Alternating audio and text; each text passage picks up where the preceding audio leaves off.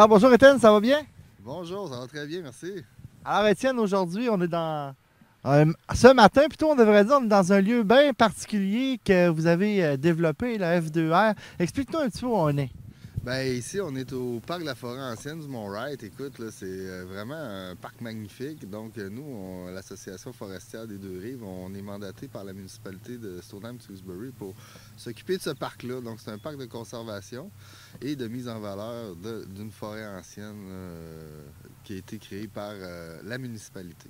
Donc, c'est la municipalité qui a demandé à l'Association forestière de venir faire la gestion du parc. Exact. On a une entente avec la municipalité là, pour s'occuper du parc. Donc, on va faire des projets de mise en valeur. On a développé au fil des années des sentiers, des panneaux d'interprétation.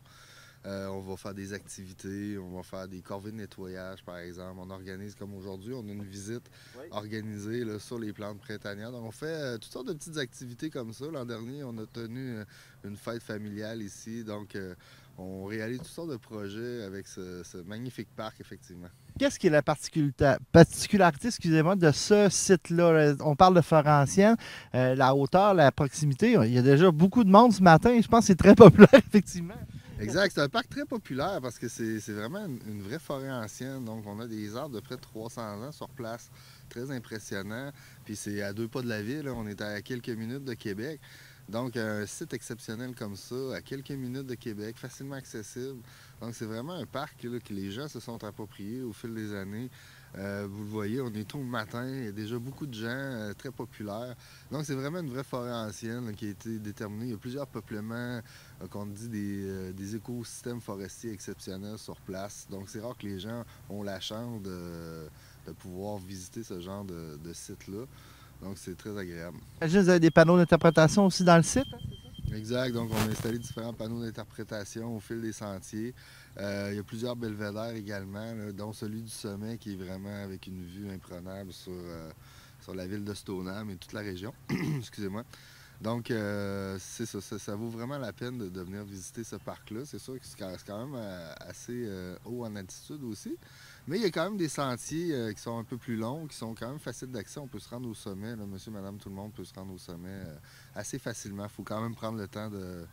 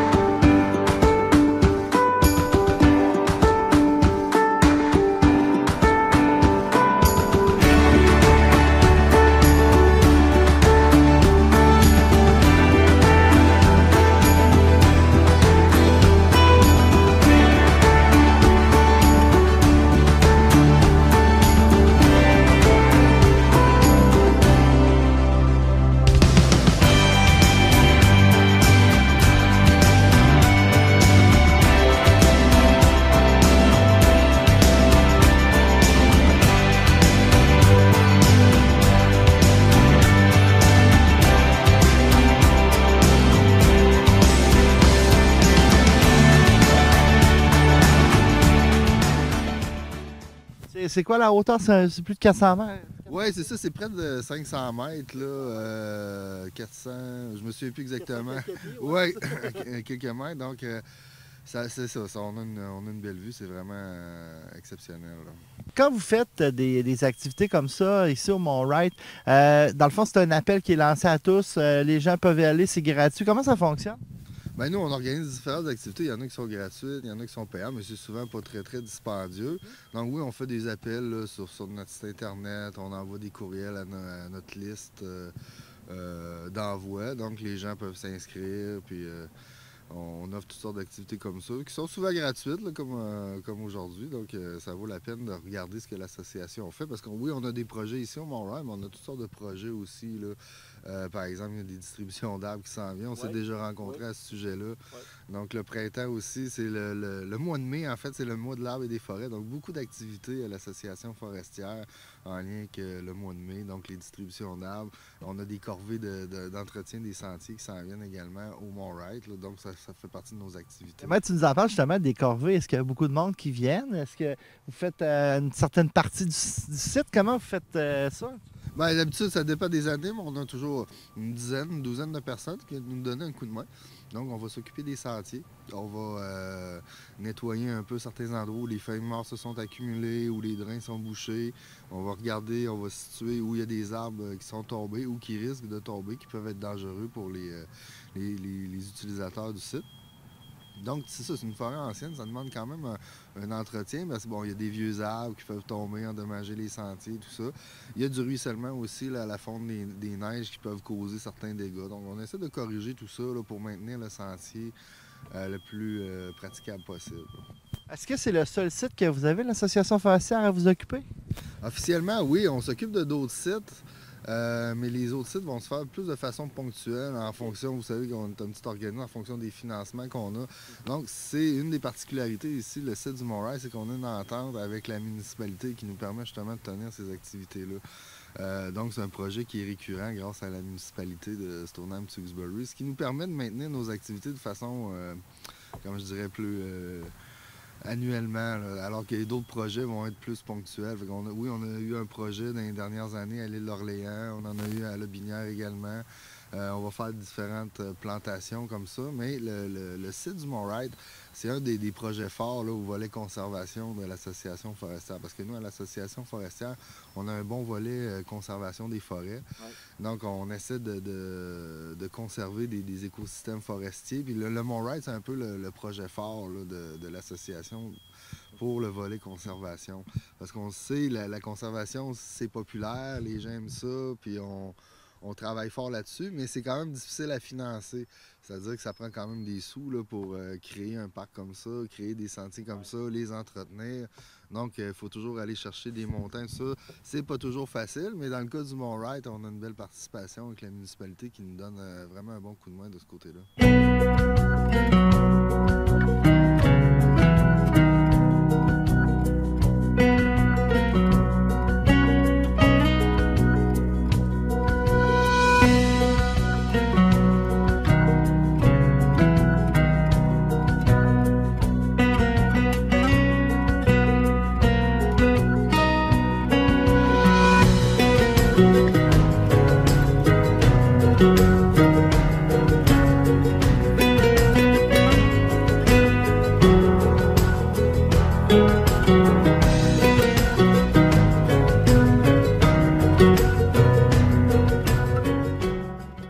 Est-ce que vous avez aussi un volet, je dirais, consultation, c'est-à-dire que les villes, s'ils ont un projet de ce genre-là, peuvent vous faire appel à vous? Exactement. Donc, il y a des municipalités qui vont nous contacter, qui veulent développer des projets, mais encore une fois, c'est toujours une question de sous. Hein? Les sous, c'est toujours le nerf de la guerre. Nous, on est toujours partants pour faire des projets, mais malheureusement, les projets, ça ne se réalise pas gratuitement. Donc, il existe quand même au Québec des programmes de financement, des programmes de subvention, que ce soit au provincial, au fédéral ou des organismes. Donc, nous, on applique sur ces programmes-là pour réaliser nos projets. Donc, quand on a les sous, on réalise les projets. Ça arrive, des fois, ça n'arrive pas. Donc, je vous parlais il y a quelques instants là, de notre projet à l'île d'Orléans. On avait eu des bons financements pour réaliser ce projet-là. Donc là, le projet est terminé, mais on va essayer de développer une phase 2. Donc, on va développer d'autres demandes de financement pour aller chercher des sous pour réaliser ces projets-là. Fait qu'on est toujours un peu là, comme dans bien des milieux, on attend, c'est ça, les financements pour mettre en branle ces projets-là. J'ai oublié de te le demander tantôt, le Mont-Royal, ça date de quelle année? Le Mont-Royal, officiellement, ça date, c'est une quinzaine d'années environ. Je ne me souviens pas de la date exacte. Donc, ça a été, en fait, ici, c'était un terrain privé. Aussi surprenant que ça puisse paraître, c'est un immense terrain, mais c'était un terrain privé. On est proche d'un quartier résidentiel aussi, il faut le dire. Exactement. Donc, c'est tout à côté d'un... Ben, en fait, c'est un petit quartier résidentiel.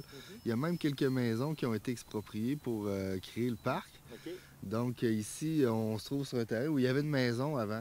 Okay. Donc, ici, là, juste sous les tables à pique-nique, c'était une maison qu'il y avait ici. Donc, cette maison-là a été expropriée pour créer l'accès et le stationnement du parc. Il reste d'autres maisons dans le quartier, peut-être une vingtaine de maisons qui sont près du parc, mais qui ne dérangent pas.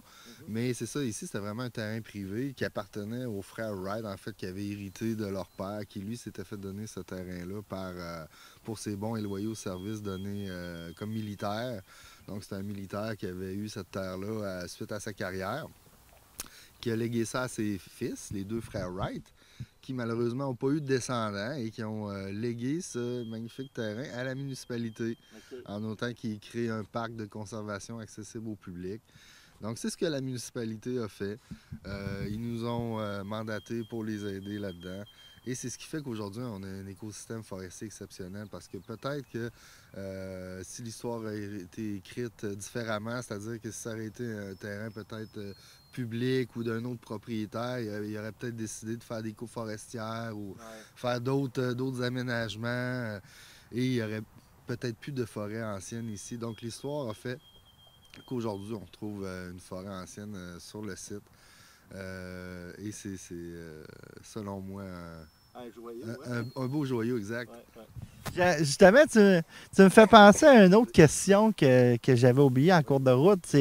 On parle de forêts anciennes. Je sais qu'il y en a une à Duchesnay, il y en a une ici. Est-ce qu'il y en a encore beaucoup des forêts anciennes dans le coin?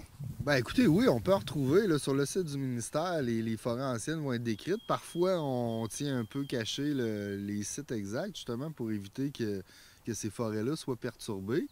Et c'est ce qui est particulier un peu du site ici, comme je disais tantôt, c'est que c'est à 2 pas de Québec.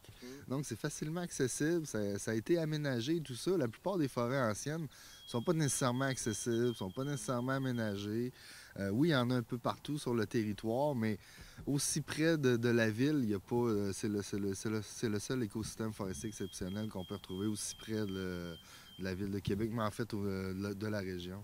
C'est spécial aussi, sorti 169, puis vous êtes presque rendu, vous avez un petit bout de chemin à faire, puis c'est déjà dans le stationnement. Là. Exact, il faut dire qu'ici, la route a été construite il n'y a pas longtemps. Hein? Oui, Avant, on allait plus loin. D'ailleurs, l'emprise du parc a été coupée un peu lors de la construction de la route. Okay. Donc, il y a eu des compensations faites par le ministère des Transports. C'est eux d'ailleurs qui ont payé pour les nouveaux aménagements du stationnement parce qu'avant, le stationnement n'était pas situé ici. Okay. Donc, la construction de la route a changé un peu l'aspect du parc, mais quand même, on a réussi à conserver le plus important. Et donc, oui, aujourd'hui, l'avantage, c'est que c'est plus facilement accessible. C'est tout à côté de l'autoroute, juste à 2 pas de la sortie, effectivement, qui porte le nom du chemin des Frères Wright, d'ailleurs. En terminant, Étienne, je te laisserai les dernières minutes justement pour inviter les gens à venir nous voir, venir vous voir ici. C'est ouvert quand, justement, l'accès à tout ça? Là? Bien, écoutez, ce qui est intéressant ici, j'invite toute la population à venir visiter le parc de la forêt ancienne du Mont-Wright. C'est vraiment un endroit exceptionnel. En plus, l'accès est gratuit, donc on peut venir à l'année. Les sentiers sont ouverts printemps, été, automne, hiver. C'est sûr que l'hiver, c'est peut-être mieux de venir en raquette. Mais il n'y a pas de limitation. Bon, parfois, on va fermer certaines portions de sentiers à la fonte des neiges pour diminuer l'impact des promeneurs sur les sentiers parce que les sols sont affectés. Mais le parc est ouvert quand même. Les sentiers restent ouverts à l'année. Donc, c'est pour ça que c'est très populaire d'ailleurs. On vient quand on veut, où on veut, comme on veut. On peut faire toutes sortes d'activités, évidemment, de la randonnée. Il y a possibilité de faire de l'escalade également sur place. Par contre, il faut être formé pour ce faire. Là. Je veux dire, on n'invite pas n'importe qui à venir faire de l'escalade. Il faut être habilité pour le faire. Mais c'est des possibilités d'activités qu'on peut faire ici. Merci beaucoup, Étienne. Puis on s'en va en sentier, on va aller voir ça.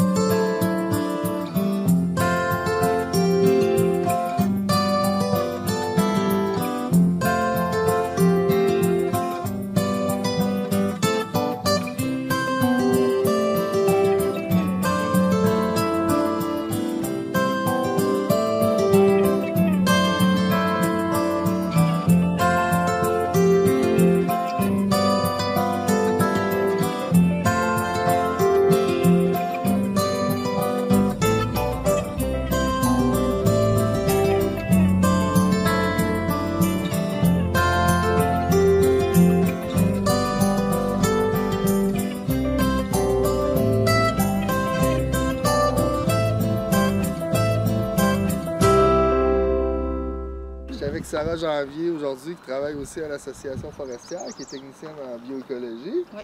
Donc, on va faire une belle visite au Mont-Wright. Est-ce qu'il y en a qui ne sont jamais venus au Mont-Wright? Ah, quand même. OK. Donc, bienvenue au Mont-Wright. Donc, le Mont-Wright, c'est un parc de conservation que l'Association forestière a développé en collaboration avec la municipalité de Stoneham-Tewksbury. Je vais faire un petit topo là, sur le Mont-Wright en général. Puis ensuite, on va démarrer la visite, là, puis on va essayer d'identifier des plantes printanières. Donc, aujourd'hui, 15 ans plus tard, on a un parc de conservation, heureusement, avec des écosystèmes forestiers exceptionnels. Pourquoi on retrouve ces écosystèmes forestiers-là? C'est que les Fairride, dans le fond, ils ont cultivé la terre, mais ils n'ont pas coupé de bois ou très peu. Donc ici, on retrouve vraiment des peuplements là, avec des arbres qui vont avoir 300 ans, près de 300 ans. Donc un parc comme ça, de conservation à quelques minutes de la ville, aussi facilement accessible pour monsieur, madame, tout le monde, accès gratuit, c'est vraiment exceptionnel.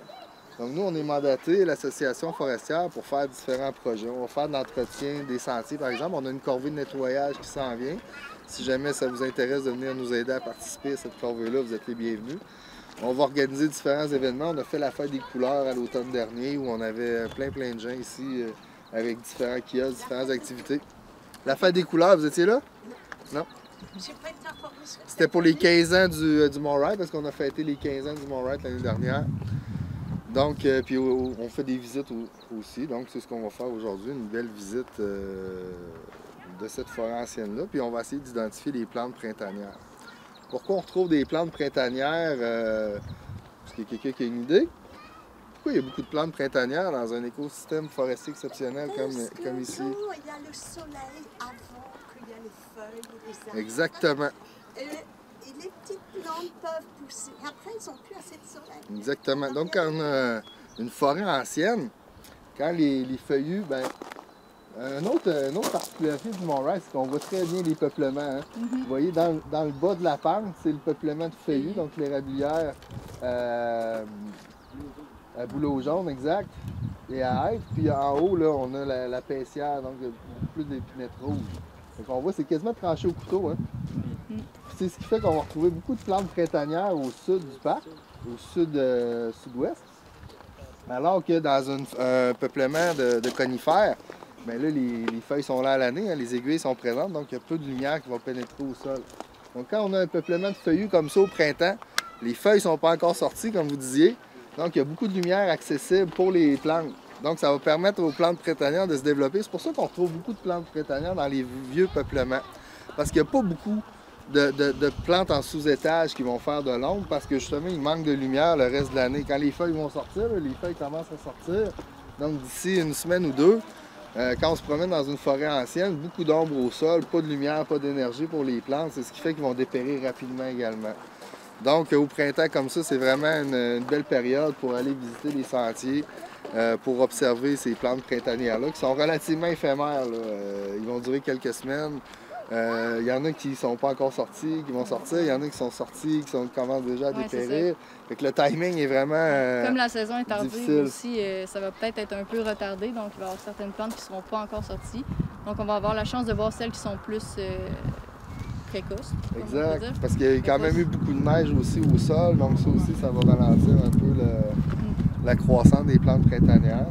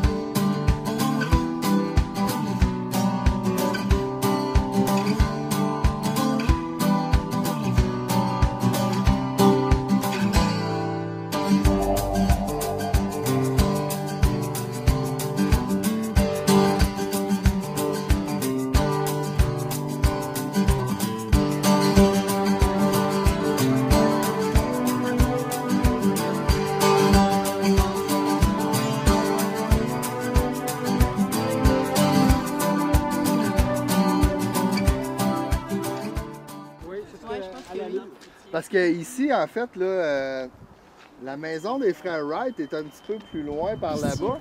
Ici, dans le fond, la portion qu'on voit, c'était leur champ. Donc, il y avait quelques arbres fruitiers sur leur terre. Il y a probablement des graines qui se sont retrouvés ici, puis il y a des pommiers qui ont poussé parce que les arbres qu'on voit ici, c'est des arbres qui sont relativement jeunes. Là. Non, ça n'a pas été planté, ça a été reboisé un peu naturellement. En fait, les frères Wright, quand ils sont arrivés en fin de vie, ils ont un peu laissé leur terre un peu à l'abandon, puis le champ n'était plus entretenu. Fait que la végétation a repoussé. Puis c'est les arbres qu'on retrouve ici. Là.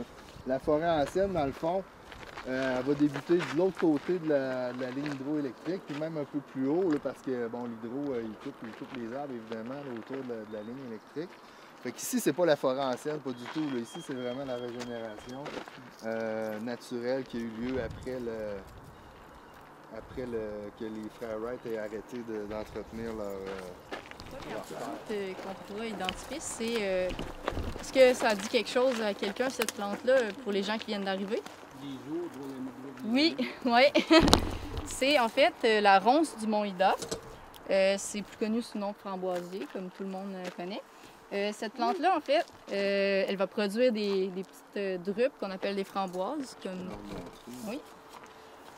Puis les fleurs, ça va être des petites... Excusez-moi, je ne veux pas être dans les jambes. Les fleurs vont être des petites fleurs comme ça, blanches, avec des petits pétales. Puis il va y avoir des plus grandes parties ici qu'on appelle des sépales. Ils vont être plus grandes que les pétales. Puis, en fait, ça, c'est une feuille de la ronce. Puis, elle va être composée de 5 folioles. Donc, les folioles, c'est toutes les parties. Puis, ça va être sur les branches, les nouvelles branches qui vont pousser, les nouveaux rameaux. Puis, sur les rameaux avec les fleurs, il va y avoir des feuilles avec seulement 3 folioles, par contre. Donc, ça, c'est pour les nouvelles pousses. Puis, celles qui vont avoir des fleurs vont avoir seulement 3 folioles. Donc, voilà. Est-ce que ça se mange, ça? Oui, les fruits se mangent. Ben oui, c'est des framboises, comme tout le monde connaît. Ah oui, mais moi, c'est marrant parce que c'est plus rose que des framboises sur votre photo. Mais c'est pas grave. Mais des fois, les couleurs sur les photos... c'est peut-être pas exactement la même couleur. À l'œil, puis sur une photo, des fois, il y a une petite C'est sûr que quand on achète à l'épicerie, c'est pas la même chose que quand on les cueille en forêt aussi. C'est toujours un peu différent. Les feuilles qui poussent à l'avant, oui, ça, on va en parler. Vous parlez de celle-là ici? Oui. Ça, je peux vous le présenter tout de suite si vous voulez. Ah non, il n'y a pas de trouble avec ça. C'est bien les panneaux. Ben oui. Ça, en fait, cette feuille-là, ça va être une feuille du Maillanthème du Canada. Je ne sais pas s'il y en a qui connaissent un peu. Je vais juste prendre la feuille pour vous l'expliquer. Donc, le Maillanthème du Canada. Ouais. C'est cette plante-là ici. En fait, les feuilles vont être disposées de façon alterne, puis il va en avoir 2 ou 3 sur une tige. Puis les fleurs vont être situées tout en haut de la tige, puis il va être en grappe, arrangé en grappe. Puis ça va être des petites fleurs blanches, comme vous pouvez voir. Puis cette plante-là va produire un fruit qui va être au début plus pâle, puis il va commencer à être piqué de rouge, puis il va devenir complètement rouge. Puis le fruit est comestible, donc on peut... C'est pas ça qu'ils appellent les 4 temps? Non, le 4 temps, c'est différent. C'est le cornouiller, le 4 temps. Ça ressemble un petit peu les feuilles, mais c'est pas disposé de la même façon. Celle-là est vraiment disposée de façon alterne sur une tige principale. Puis le fruit, est-ce qu'il sort rouge comme ça en plein été ou c'est encore au printemps? Le fruit... Je pense qu'il va être plus pâle, ça va être... là, un peu comme ça, plus blanc. Oui, puis il va devenir plus rouge vers la fin du printemps. OK, ouais, il me semble. Puis, j'avais un autre... Fait que vous voyez que il est à peine sorti, là. Fait que, par rapport au framboisier, qui n'est pas du tout... Par contre, le fruit, il faut le consommer avec modération parce qu'il peut être laxatif. Donc, comme tous les petits fruits, si on en mange beaucoup, on va aller aux toilettes. Puis, les feuilles... Pardon, je vais juste me... Oui, c'est ça. Les Amérindiens utilisaient ça en infusion, cette plante-là, contre les maux de tête. Donc, ça pouvait avoir une propriété pour diminuer les maux de tête. Oui, ça va être bientôt la fleur. Bientôt, c'est ça, il y en a plus haut dans la forêt. Ça s'en vient, c'est une plante printanière, fait qu'il va sortir dans les prochains jours, prochaines semaines. On a un peu de retard. Ils sont encore en petit... en bouton? Ils vont bientôt... C'est beau, les Ouais, allez-y, pas de problème. C'est vraiment des belles petites fleurs.